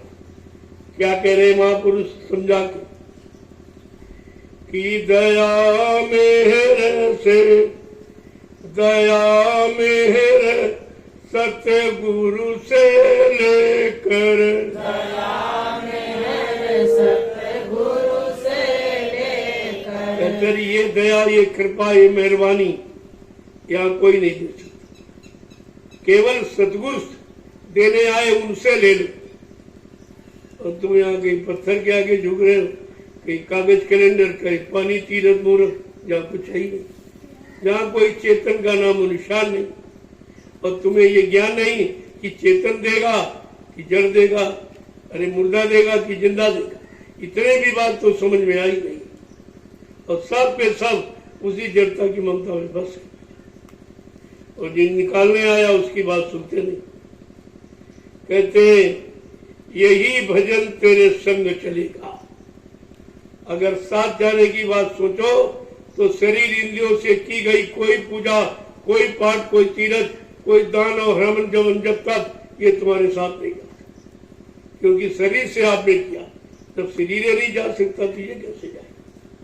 इसलिए महापुरुषों ने पूजा की स्थिति बदल दी कि शरीर से किया और शरीर में फंसे पड़े हो, अरे जरा जीवात्मा से करके देखो तो जीवात्मा घर पहुंचा, फिर शरीर हमारा झगड़ा खत्म हो जाए, फिर आपको किसी शरीर में आना ही नहीं।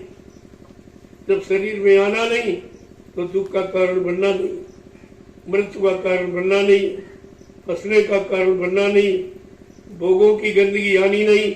ये सब जब ही होगा जब जीवात्मा जगेगी और घर पहुंचेगी। आगे क्या कह रहे हैं कि दया मेहर सदगुरु से, ये दया घर जाने की सदगुरु से वो देने आए हैं और देके जाएंगे। वापिस थोड़ी लौटा के लिए, वो तो देखे। अब देने के किसको दे, कौन इस लायक है, किसके पास ठहरेगी दया, किसके पास नहीं ठहरेगी, उसी में ये देर है। जो देर हो रही है वो इसी छटनी के लिए कि भाई 21 पाक साफ बर्तन में ये दया डाली जाए जो सुरक्षित रहे, क्योंकि बर्तन तो गंदे हैं और गंदगी में दया रुकेगी नहीं, ठहर ही नहीं सकती।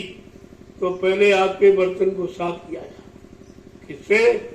सत्संग सुना सुना के सारे भाव पैदा करा, जो बचा कुछ गंदगी उस सेवा में लगा। सेवा से रगड़ पड़ती है। तो शरीर इंद्रियों से आपने जो बुरा पाप कर्म किया है और शरीर आपका सेवा में लगा के बड़ी रगड़ाई मजाई कर रहे, तरह तरह की।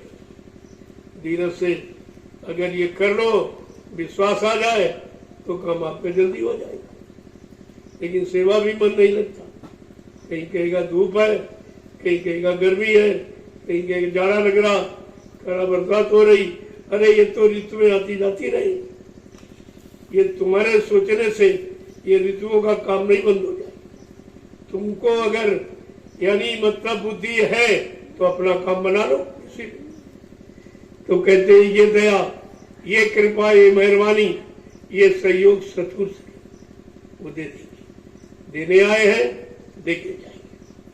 आगे क्या कहते हैं दया मेहर सदगुरु से लेकर चढ़ो त्रिकुटी धाम, यानी इंद्रियों की गंदगी से निकलकर जाओ। ये है जीवात्मा का नाका, जीवात्मा का स्थान, घर, ये पाठशाला। यहाँ से नीचे गंदगी है, आंखों से देख के, कानों से सुन के, मुजवान से खा के, हाथ पैरों से करके, तो ये नीचे गंदगी का स्थान है। इनसे आप गंदगी करते हो और मन इसी गंदगी में फंस गया और गंदे भोगों में लग गया। लेकिन जीवात्मा ऊपर नाके में बैठी, वो पाक साफ स्थान में बैठी और इंतजार कर रही मन का, ऐ मेरे मित्र मन तुम कब वापिस लौटोगे? कितनी मार खा रहे हो, कितने परेशान हो रहे हो, और हर योनि में जाके तुम अनुभव नहीं कर पा रहे हो कि जन्म मरण के सिवा वहां कुछ नहीं है। पैदा हो गए मर गए, पैदा हुए फिर मर गए, ये तो सिलसिला बहुत पुराना। अगर इससे मुक्त होना चाहती है सच्ची मुक्ति, जो आपको आवागमन से यानी रहित करती, जन्म मरण से छुटकारा दिला दे, घर पहुंचा दे, उसको कहते हैं सच्ची मुक्ति। आगे समझा के क्या कह रहे कि काल कर्म के बंधन टूटे, काल कर्म के बंधन टूटे, काल कर्म के बंधन छूटे, काल कर्म के बंधन छूटे, मिले पुरुष सतनाम, मिले पुरुष सतनाम, मन तुम भजो गुरु का नाम। देखो क्या कहते हैं कि गुरु की सीख मानो, उनके वचनों को मानो और उन पर चलने की कोशिश करो, तो क्या होगा? काल कर्म के बंधनों से मुक्त करा दे। वो ये मुक्ति देने आए कि काल कर्म के बंधनों से तुमको मुक्त कर देंगे। जो काल माया ने मिलकर ये कर्मों का जाल, कर्मों के बंधन, कर्मों की बेड़ियां जो बनाई, का उससे तुम्हें मुक्त करा दे। और मिले पुरुष सतनाम, और जहां वो सतनाम का निवास है यानी सच्चा नाम जहां है वहां तुम्हें पहुंचा दे। यानी जो तुम्हारा नाम, तुम्हारा स्थान, वहां तुमको पहुंचा देंगे। फिर तुमको क्या होगा? काल कर्मों के बंधन से छुटकारा दे। फिर तुम काल नगरी न कभी आओगी, न उसके कर्मों के जाल में फंसोगी, और ना तुम्हारा यानी यहाँ रहने का और भटकाने का कारण बनेगा। तुम सीधे अपने गाँव जाओ। अगर जागी हुई सूरत आती उसको काल माया नहीं फाड़ सकती। संत महापुरुष आते हैं और काम करके चले जाते हैं, उन पर कोई असर नहीं, किसी चीज का कोई असर नहीं होता। वो सबके बीच रहते हुए सबसे अलग रहते, सब कुछ देखते, सब कुछ सुनते, लेकिन फिर भी उससे अलग रहते, और आपको भी अलग करने की बात बताते कि तुमको कैसे अलग किया जाएगा। तो ये अलग करने का ही तो तरीका है। आज यहाँ, कल वहां, परसों वहां, नरसों वहां। कहीं तुमको रहने नहीं देते, तुमको मुस्तकिल मकान घोंसला नहीं बनाने देते, तो तुम फंस जाओगे। तो कभी यहाँ कभी वहां। देखा आपने 3-4 साल में कितनी जगह बदल गई, और कितनी अभी बदल जाएगी। आपको कहाँ रहना तुम्हें पता ही नहीं है। जब पता नहीं है तो फंसोगे कहाँ। फंसने का सवाल, यानी फंसाव से अलग करने के लिए ये स्थान यानी स्थानांतरण हो रहा। इधर तो वहां से वहां, इसी में जीवन समय बीत जाएगा और आप कहीं फंस नहीं। ये भी निकालने का एक तरीका, उनके पास बहुत तरीके हैं।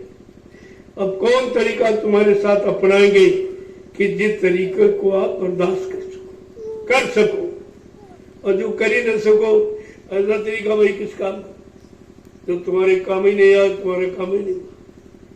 तो उनके पास बहुत तरीके, और कहा भी अगर जीवों को कोई परेशानी तकलीफ देखूंगा तो और सरल कर दूंगा, और सरल कर दूंगा।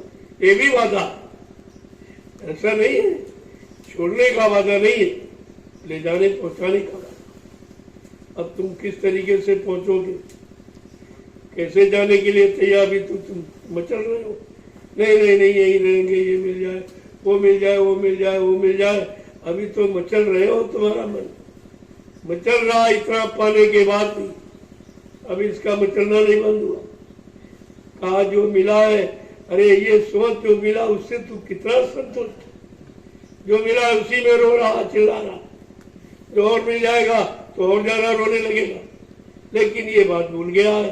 वो समझता मिल जाए मिल जाए मिल जाए मिल जाए, और ये नहीं सोच रहा एक दिन हम इसी में मिल जाएंगे, कुछ नहीं बचेगा, सब चला जाएगा।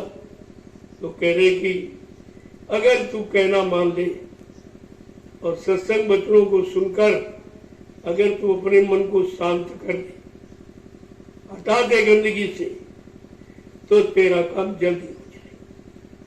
उसमें गुरु तुम्हारा सहयोग करे। अरे भाई कुछ तो करो तब तो सहयोग हो। तुम चल रहे हो, कहीं अटक गए तो पीछे से धक्का लगा दिया जाए, और तुम बिल्कुल चलने नहीं चाहते हो, केवल एक जगह बैठ गए हो कि नहीं अब तुम ही सब करो, ऐसा नहीं।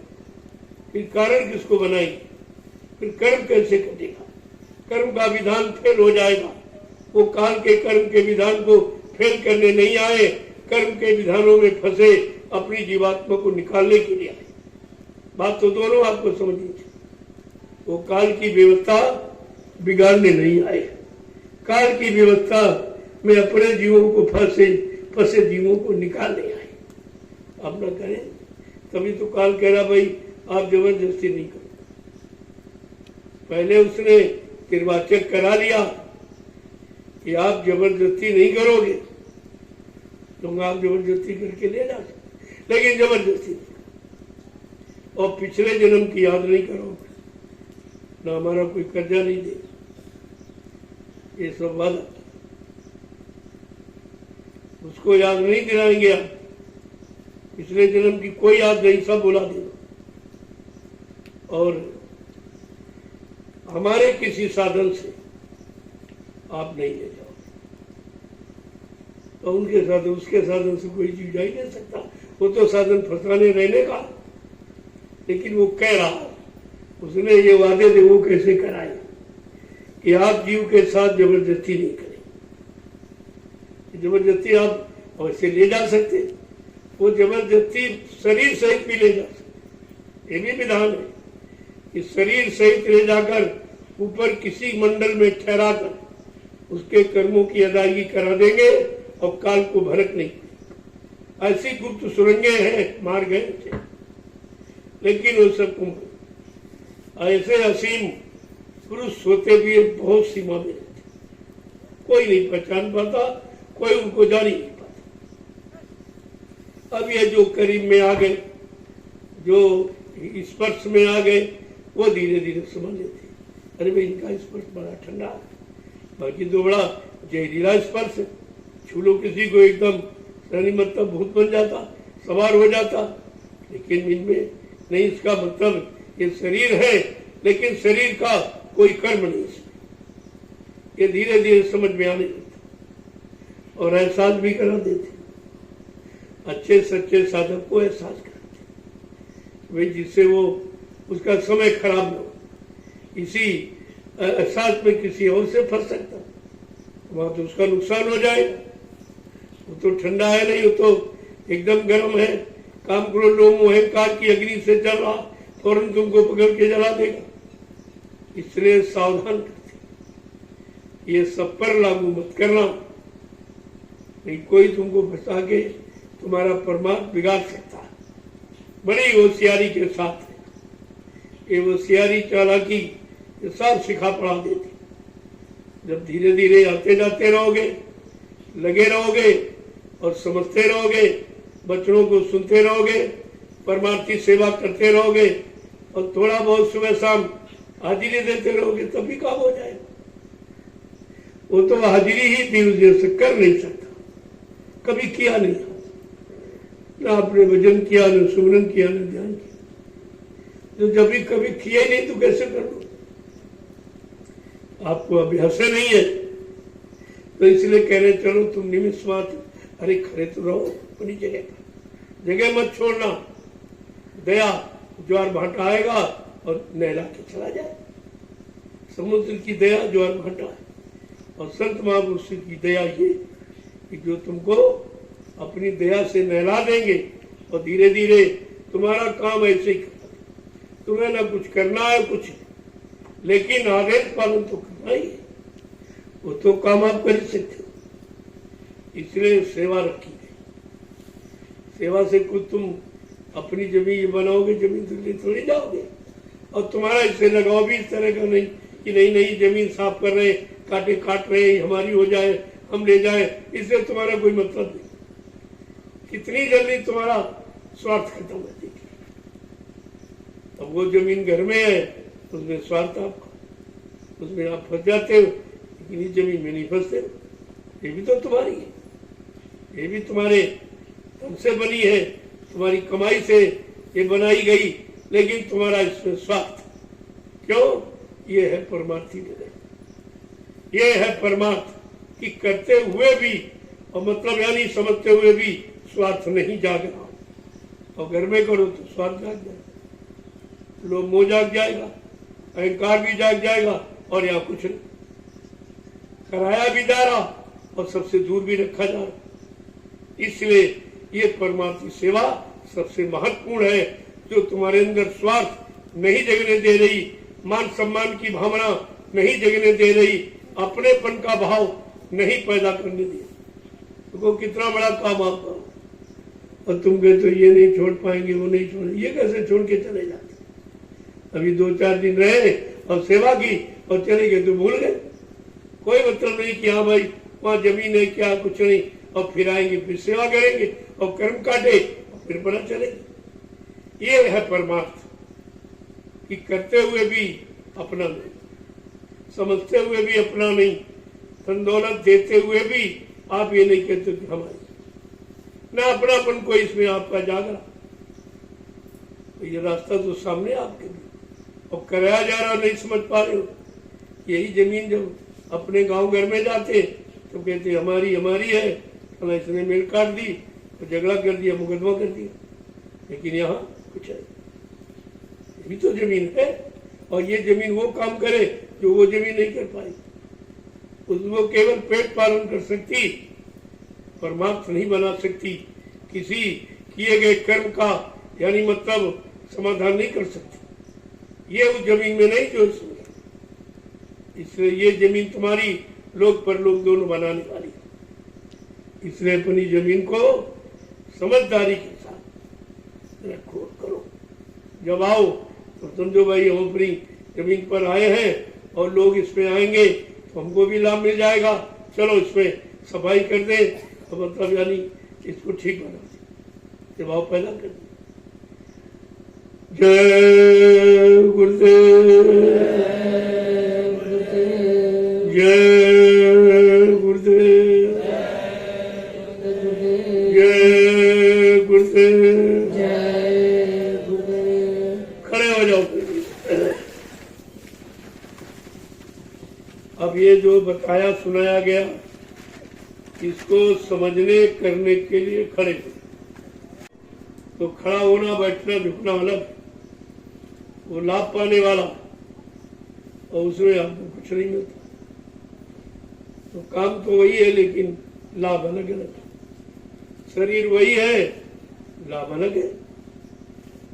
शरीर से ही आप परिवार समाज में रहते हो, लेकिन जो कर्म जो क्रिया यहाँ करोगे वहां नहीं कर पाओगे, वहां हो ही नहीं सकती। हमसे बस बात को समझा। जय गुरुदेव, जय गुरुदेव,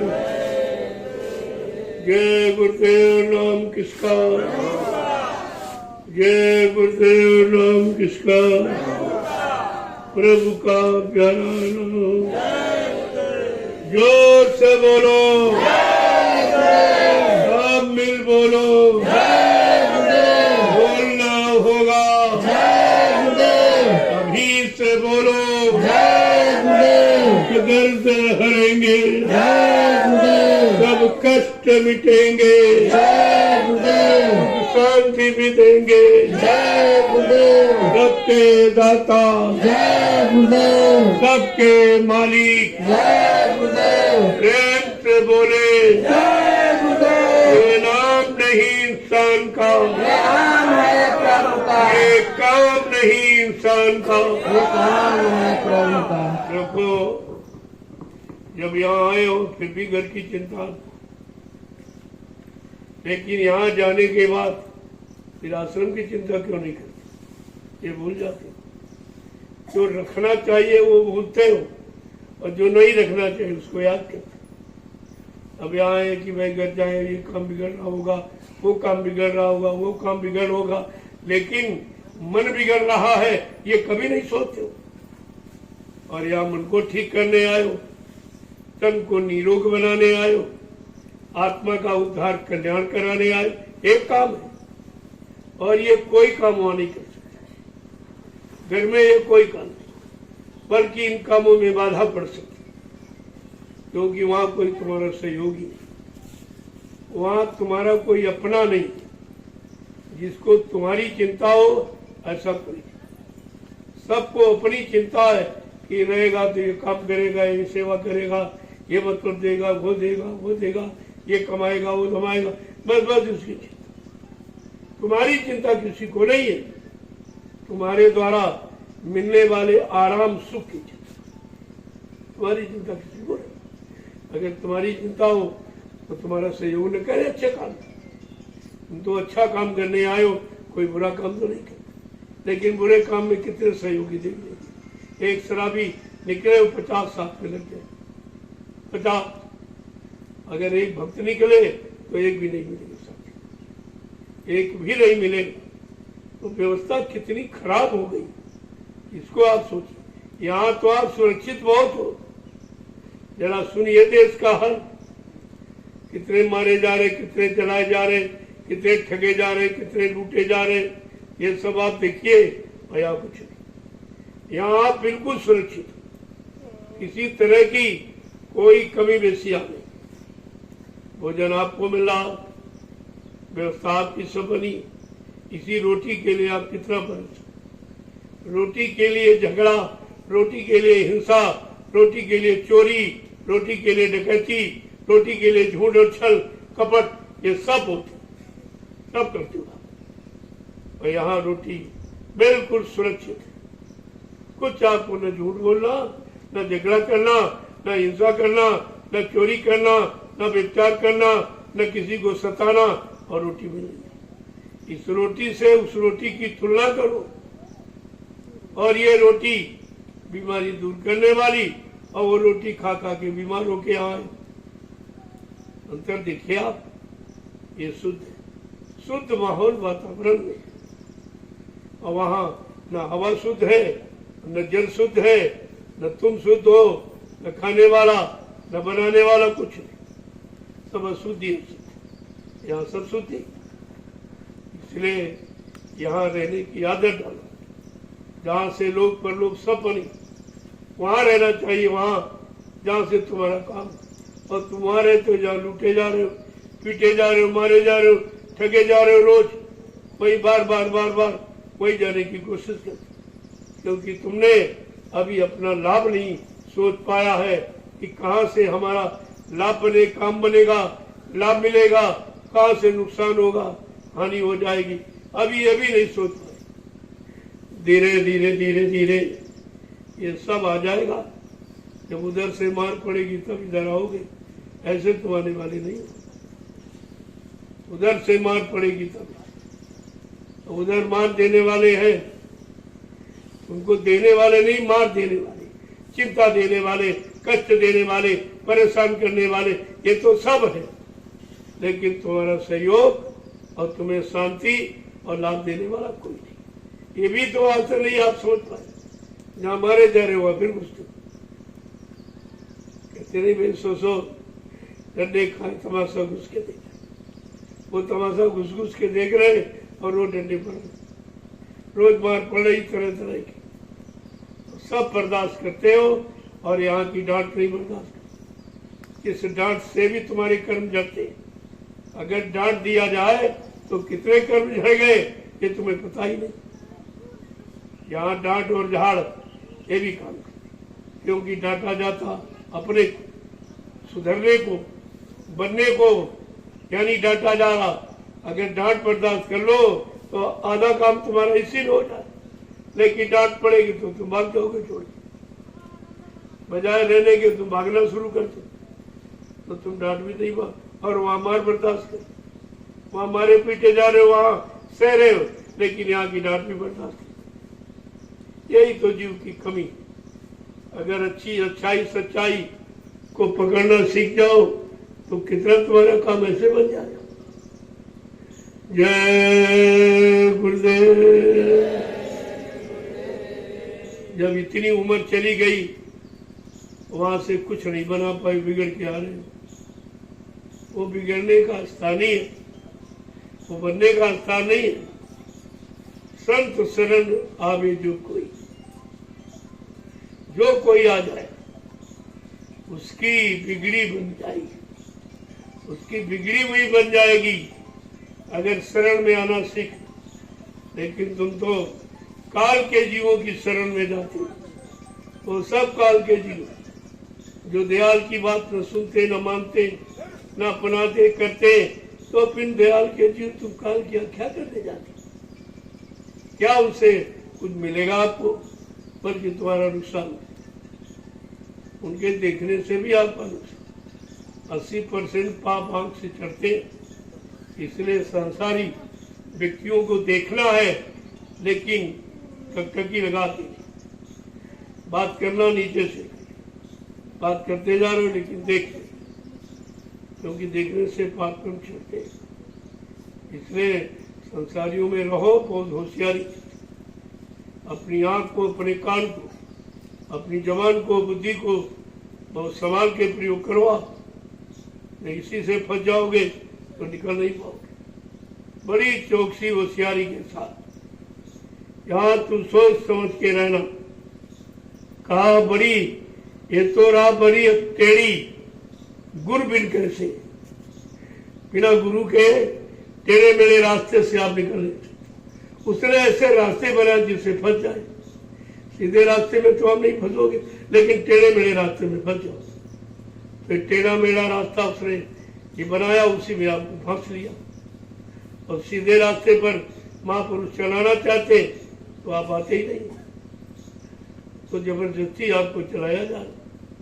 तुम कहाँ चलने वाले? जबरदस्ती बुलाया गया, तुम्हें आने वाले कहाँ थे?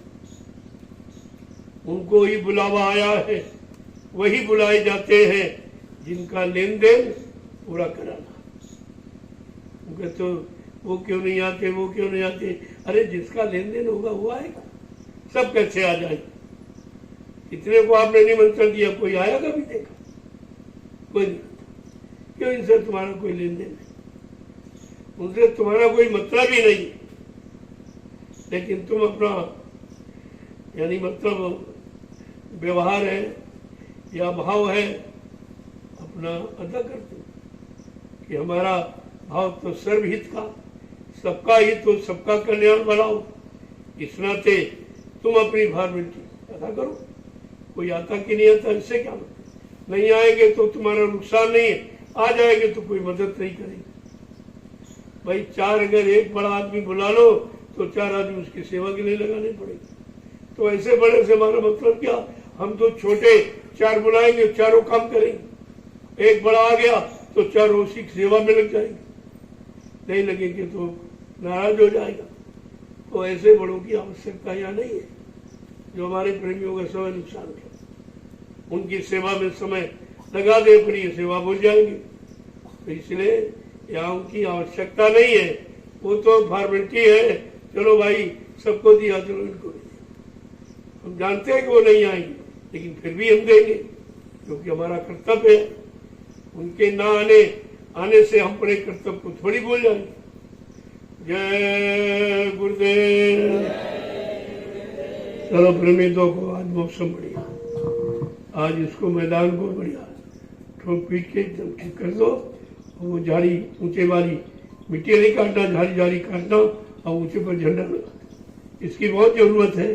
प्रेमी आए हैं, उनको लाभ मिल जाए ये मुफ्त वाला। सुबह शाम अपनी सेवा भी करेंगे और झंडे की परिक्रमा करेंगे। तो ये लाभ उनको मतलब यानी बिना खर्च के मिल जाए। तो उसको जाओ पहले झंडा करियो तुरंत, मतलब यानी उस जगह को साफ कर दो। वो ऊंचा है टीला, उतना ऊंचा रखना, मिट्टी नहीं खोदना, और गोल करके ऐसे बना दो और बस वहीं पर झंडा। ये झंडा सारे विश्व को संदेश देगा। सब लोग देख रहे हैं और जिनको लाभ मिला वो कह रहे हैं। ऐसे थोड़ी काट दिया गया फालतू में। अरे वो काम करेगा, और काम करेगा जब काम के अनुसार तुम रहना सीखो। इसीलिए कहा भाई शाकाहारी हो जाएगी। और तो अभी आपसे कुछ नहीं कहा जा रहा, केवल शाकाहारी है। तो इसमें बहुत कुछ, अभी ये पूरा संदेश नहीं है शाकाहारी, इसमें बहुत कुछ शामिल है। लेकिन अभी वो शामिल कर दिया तो तुम भाग जाओगे, तुम टिक ही नहीं सकते, तुम्हारे बस का है नहीं।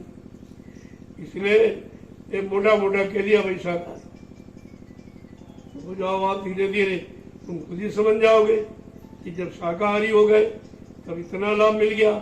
अगर पूर्ण शाकाहारी और सदाचारी ब्रह्मचारी हो जाए तो पूरा लाभ मिल जाए।